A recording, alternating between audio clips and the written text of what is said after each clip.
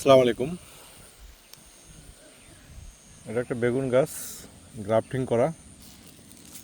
এই যে এখানে গ্রাফটিং। আর এটা হচ্ছে নিচের গাছটা হচ্ছে, এটা হচ্ছে জংলি বেগুন।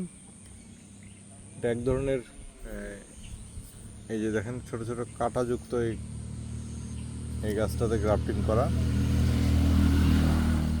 কারণ হচ্ছে আমাদের এই বেগুন গাছ হচ্ছে এদের নিচের অংশটা নষ্ট হয় দ্রুত, আর এটা হচ্ছে অনেক দিন এটা বেঁচে থাকে এই গাছটা। এই জন্য এটাতে গ্রাফটিং করা, যেন এটা দীর্ঘস্থায়ী হয়।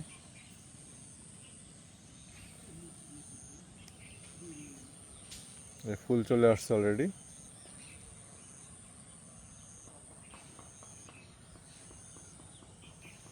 এটা হচ্ছে একটা লম্বা বেগুন।